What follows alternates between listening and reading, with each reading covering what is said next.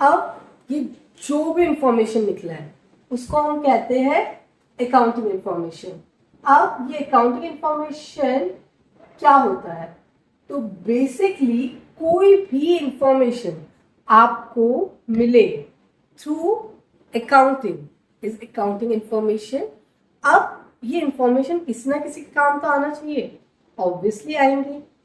तो कोई इस इंफॉर्मेशन से कोई डिसीजन मेकिंग करेगा, कोई अपना डिसीजन ले लेगा वापस, या कोई सोचेगा इन्वेस्ट करना चाहिए नहीं करना चाहिए। तो basically looking every aspect accounting information can be divided and the user can be divided in two formats, this are external and internal। अब external और internal तो मुझे समझाने की ज्यादा जरूरत नहीं है। external मतलब जो बाहर का आदमी है और internal मतलब जो अंदर का आदमी है। ओके, तो let's talk about our next slide। Now what are internal users? I mean, who are internal users? Owners। तो yes, ये तो हमें पता है कि owners तो हमेशा internal users रहेंगे। Why? Because owners are the main person who are directly or indirectly responsible for all the business transactions। Okay, अब employees जो उस फॉर्म में काम करते हैं तो बेसिकली उनको तो मतलब होगा ना कि अकाउंट बिजनेस क्या प्रॉफिट कर रहा है, क्या लॉस कर रहा है, क्योंकि उनका डायरेक्ट या इनडायरेक्ट रेम्यूनरेशन सब कुछ सिर्फ और सिर्फ इस फॉर्म पे निर्भर है। Now comes the management. Management are those people who are appointed by the owners to act on their behalf. तो basically whatever goes round the business is going to affect them directly or indirectly। Now comes the external users। Now who are the external users?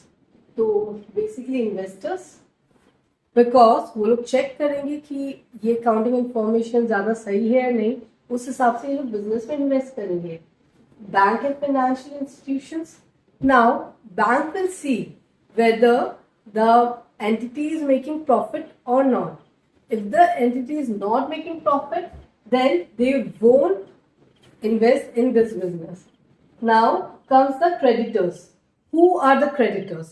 Creditors are those people जो हमारे form से कोई type का loan लेते हैं।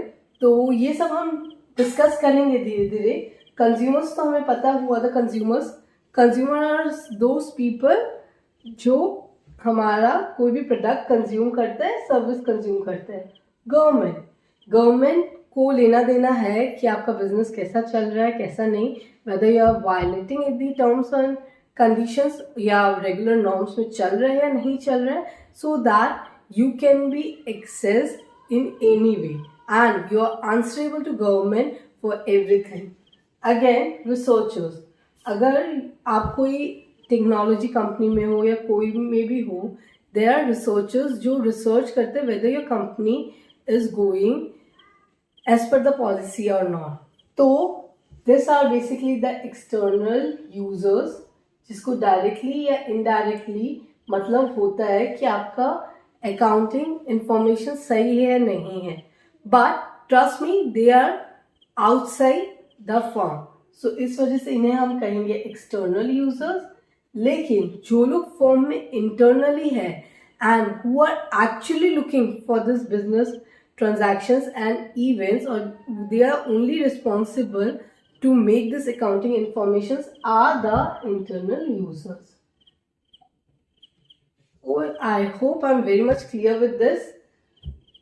सो commerce students, यहाँ आपको मिलेंगे क्लास 11, 12 क्लास के कॉमर्स सब्जेक्ट्स के सारे वीडियोस, वो भी बिल्कुल फ्री में। तो इस चैनल को लाइक एंड सब्सक्राइब करना ना भूलें।